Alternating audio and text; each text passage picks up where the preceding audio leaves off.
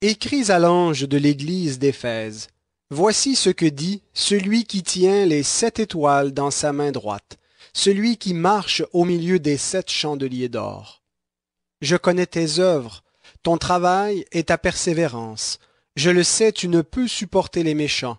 Tu as éprouvé ceux qui se disent apôtres et ne le sont pas, et tu les as trouvés menteurs. Tu as de la persévérance, tu as souffert à cause de mon nom, et tu ne t'es pas lassé. Mais j'ai contre toi que tu as abandonné ton premier amour. Souviens-toi donc d'où tu es tombé, repens-toi et pratique tes premières œuvres. Sinon je viendrai à toi, et j'écarterai ton chandelier de sa place, à moins que tu ne te repentes. Cependant tu as ceci pour toi, c'est que tu as de la haine pour les œuvres des Nicolaïtes, pour lesquels moi aussi j'ai de la haine. Que celui qui a des oreilles écoute ce que l'Esprit dit aux églises.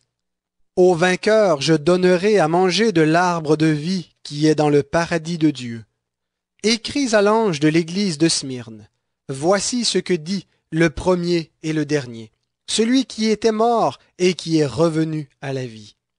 Je connais ta tribulation et ta pauvreté, et pourtant tu es riche, et les calomnies de ceux qui se disent juifs et ne le sont pas, mais qui sont une synagogue de Satan.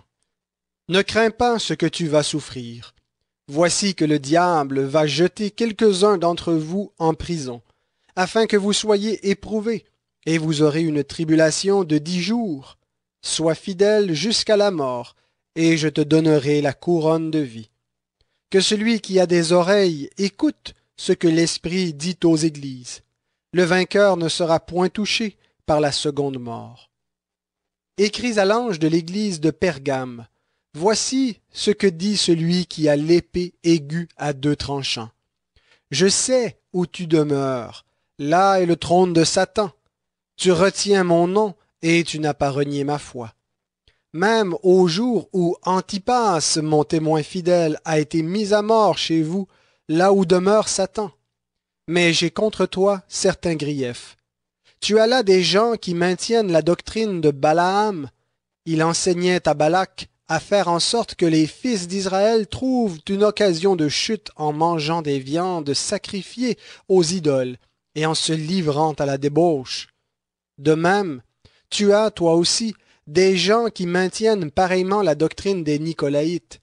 Repens-toi donc, sinon je viendrai à toi bientôt, et je les combattrai avec l'épée de ma bouche.